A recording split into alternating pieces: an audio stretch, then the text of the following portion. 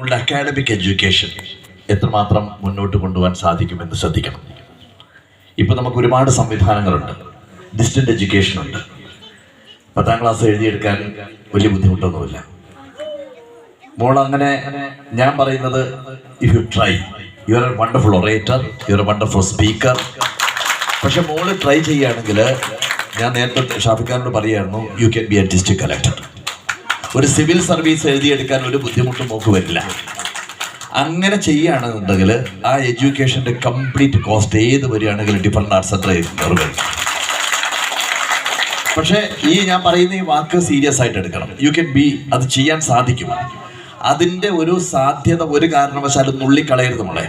കാരണം ഞാൻ ഈ കേട്ടതിൽ നിന്ന് മനസ്സിലാക്കാൻ സാധിക്കുന്നത്, നന്നായിട്ട് മോൾ ഇംഗ്ലീഷ് സംസാരിക്കുന്നുണ്ട്, നന്നായിട്ട് മലയാളം സംസാരിക്കുന്നുണ്ട്, ഹിന്ദി സംസാരിക്കുന്നുണ്ട്. അപ്പോൾ ആ ഒരു സാധ്യതയെ ദയവായിട്ട് ഒഴിവാക്കരുത്. നമ്മൾ മനസ്സിലാക്കേണ്ട കാര്യം, നമ്മൾ വളരെ സങ്കുചിതമായിട്ടാണ് ചിന്തിക്കുന്നത്. ഞാൻ ഒരു കാര്യം കൂടി പറയേണ്ട കൂട്ടത്തിൽ പറയാമെന്ന് വിചാരിക്കുക. ഞാൻ ജപ്പാനിൽ ഇതിനെപ്പറ്റി പഠിക്കാൻ വേണ്ടി പോയ സമയത്ത് അവിടെ ഒരു ഹോട്ടലിൽ പോയി. ആ ഹോട്ടൽ എന്ന് പറയുന്നത് കംപ്ലീറ്റ് ഓപ്പറേറ്റ് ചെയ്യുന്നത് റോബോട്ട്സാണ്. അവിടെ ചെല്ലുന്നു, നമ്മളവിടെ ചെല്ലുന്ന സമയത്ത് റിസപ്ഷനിൽ റോബോട്ട് ഇരിക്കുന്നുണ്ട്, ഒരു ഹ്യൂമൻ റോബോട്ട്. അപ്പോൾ ആ റോബോട്ട് നമ്മളോട് ചോദിക്കും, എവിടെ നിന്നാണ് വരുന്നത്, എന്താണ് നിങ്ങൾക്ക് വേണ്ടത് ചോദിക്കും. അപ്പോൾ നമുക്കവിടെ മെനു തരും. ആ മെനുവിൽ വെച്ചിട്ട് നമുക്ക് സാധനങ്ങൾ ഓർഡർ ചെയ്യാം. അപ്പോൾ നമുക്കൊരു ടേബിൾ നമ്പർ തരും. ആ ടേബിളിൽ നമ്മൾ പോയി ഇരുന്ന് കഴിഞ്ഞാൽ അവിടെ ഒരു കൊച്ചു റോബോട്ടുണ്ട്. ആ റോബോട്ടുമായിട്ട് നമുക്ക് വർത്തമാനം പറയാം. അപ്പം ഞാൻ പറഞ്ഞു, I am from India, I M A magician എന്ന് പറഞ്ഞപ്പോൾ ആ റോബോട്ടിനോട് ചോദിച്ചു, can you do A magic എന്ന് ചോദിച്ചു. അപ്പോൾ ഞാൻ എൻ്റെ കയ്യിലൊരു ചെറിയൊരു സാധനം വെച്ചുകൊണ്ട് മാജിക് കാണിച്ചു. അപ്പോൾ ഉടനെ തന്നെ ആ റോബോട്ട് കൈകൾ രണ്ടും ഇങ്ങനെ കൂട്ടിയടിച്ച് കൈയടിച്ചു. അത് കഴിഞ്ഞ് ഒരു റോബോട്ട് നമുക്കൊരു ട്രേയിൽ ഫുഡ്, നമ്മൾ ഓർഡർ ചെയ്തിട്ടുള്ള ഫുഡ് നമുക്ക് അവിടെ കൊണ്ടുതരും. അവിടെ നമുക്ക് ഭക്ഷണം കഴിക്കാം. ഈ ഹോട്ടൽ നടത്തുമ്പോൾ സാധാരണ ഫുഡിനേക്കാൾ റേറ്റ് കൂടുതലാണ്. പക്ഷെ നിങ്ങൾ മനസ്സിലാക്കേണ്ടത്, ഈ റോബോട്ട് കംപ്ലീറ്റ് ഓപ്പറേറ്റ് ചെയ്യുന്നത് 100 കണക്കിന് കിലോമീറ്റർ അപ്പുറത്തുള്ള കിടപ്പ് രോഗികളാണ്.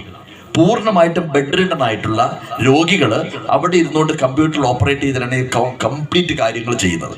അപ്പോൾ അവരെത്രമാത്രം ചിന്തിക്കുന്നു. സാധാരണ നമ്മൾ ബെഡ് റിഡൺ ആയിട്ട് ഒരാളെ പറ്റി പറയുന്നത് ഇവർക്കൊന്നും ചെയ്യാൻ സാധിക്കില്ല എന്നുള്ളതാണ്.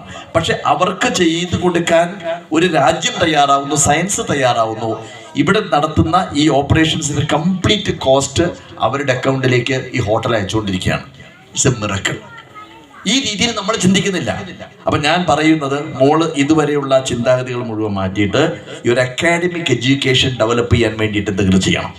സർട്ടിഫിക്കറ്റ് വളരെ ഇമ്പോർട്ടൻ്റ് ആണ്. മോൾ ട്രൈ ചെയ്ത് കഴിഞ്ഞാൽ you can be A civil service, IAS IFS എഴുതിയെടുക്കാൻ സാധിക്കും. ചെയ്യണം, ഒന്ന് പ്രോമിസ് ചെയ്യും. നിങ്ങൾ നല്ലൊരു കയ്യടി കൊടുക്കുക. ഈ ഒരു നിമിഷം അതിന്റെ നിമിഷമായിട്ട് മാറട്ടെ. You can do that. Okay, ഞങ്ങൾ പ്രതീക്ഷയോട് കൂടി കാത്തിരിക്കും. ഞാൻ മുനീർ ഖാൻ ഇടയ്ക്കിടയ്ക്ക് വിളിച്ചുകൊണ്ടിരിക്കും. ചെയ്യണം.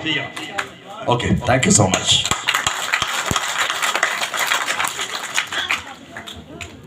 നമുക്ക് തിരുവനന്തപുരം പോകണ്ടേ?